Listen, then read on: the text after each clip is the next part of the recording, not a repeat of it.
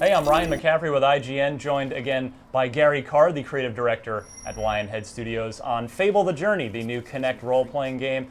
Gary, where are we in the game, and we're going to see some combat stuff at this point? Yes, we're coming into Thorndeep Woods, which is where it starts to get a little more creepy. So far the world's been pretty beautiful, but we're now going into Hob territory. So things are going to get a little bit more interesting.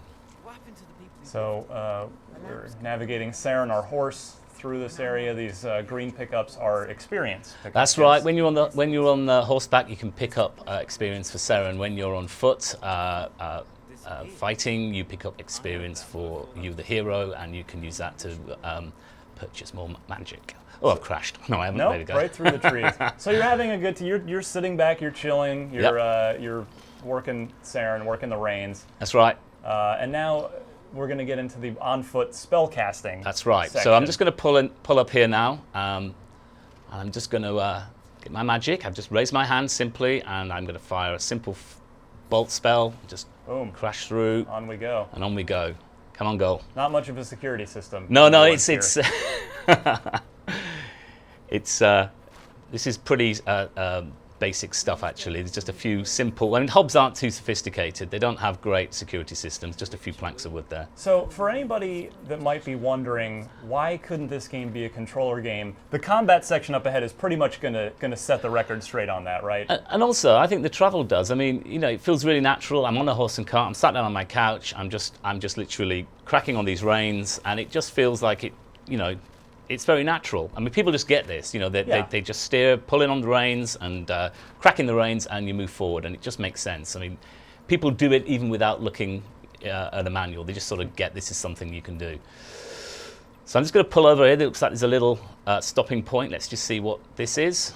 He says, pretending he doesn't know. Says the guy who's played the game a million times already. So this is just one of the many little side things you can do. This is a quite simple one.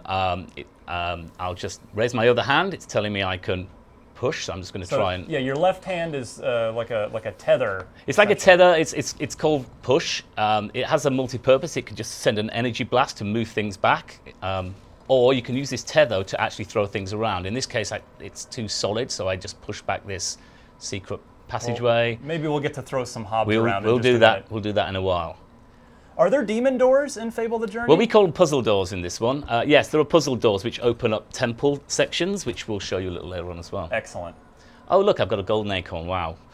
Yeah, like all Fable games, there are collectibles, and you know, we still want to keep those elements in this game.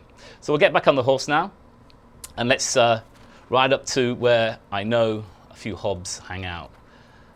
So I'll just get across this rickety old bridge, hoover up some more XP. Always helps. Always helps. And go a little faster because time is of the essence. So I'll avoid there. There's a pit stop there. If my horse was a little more injured, I could stop and heal the horse and tend to the horse, but she's fine. And just around the corner, I think we have a hob camp. There we go. We're nearly there. Still looks like it's got the lovely bloom of a Fable game, the light in the trees. Always love the art direction in Fable. It's a very charming, Albion's a very charming place. That's right. It just feels like, I suppose, an England that never was, really. Or we imagine once existed. Yeah, absolutely. So we're just pulling into a town. In the story, we're looking for directions for a way to get through Thorndeep Forest. So our hero's going to pop off the camp. Teresa's telling him pretty much what to do from moment to moment. She's quite a bossy character, as you'll know from previous Fables. And for being blind in this game, she sees rather well, doesn't well, she? we make jokes of that all the way through the game. And I think he's saying something along the lines here that for a blind woman, she seems to know where to go. So we're going to pop into this town. What could possibly go wrong? Chickens, of course. Can they be kicked in the journey? Well, we use magic. We play with them with magic. We throw them around with our magic spells. It was actually the first idea we wrote on the wall. We put chickens and kicking. We thought that was a Kinect input, but it's a bit difficult to do when you're sitting on your couch. Yeah. So here we go, hobs, our old friends. Now let's see what we can do here. Now I'm using my arm to shield There you go, I can just defend him, and I can throw these hobs around. Whoa, and I can use my other hand, and I can blast him. So again, this guy's a bit feisty. He sure is. Yeah, throwing him out of the way. I can cast spells, I can control them. We have aftertouch, so I can fire and redirect spells, as you can see there. So what's interesting about this is a lot of the game that I've seen, well, at least some of it takes place along cliff edges, and you'll do battle along cliff edges. Right. And so you could have taken that hob and just flung him straight off a cliff. You could. I mean, it's actually cheaper to use my left hand to throw him off a cliff than it is to use my expensive magic on just blasting him. So throw him in the air and just try and hit him as well. Wow, got him there. Nice finishing combo. Yes. Now, of course, that's our mana bar in the upper left corner. That's right. So if we're just trying to avoid you just continually spamming with magic and try and make you do things a little bit more creatively. So let's see if I can. There we go. Just blast him to the side. Here he comes. I'll just finish this guy off. Of course, if you are left-handed, you can choose either dominant hand you want. Right? You can flip the spells into the hands of your choice, and if you're right-handed, you'll want spells probably in a different hand. So we allow you to do that in the setup. But it's really nice using my non-dominant hand to shield. So it's really kind of dual wielding. I'm defending myself there, and I use my other hand to cast spells. Bam. Nice. There you go. Now I've got enough XP to upgrade. So I'm just going to put my. So you can level up your horse or yourself. Absolutely, at any time. What I'll just do now is I'll go and see what I can get. Now, both of these are pretty cool, but I want to enhance my gauntlets as I'm fighting at the moment more than riding. This gives me another extension mana bar, which allows me to use more magic at once. So there we go.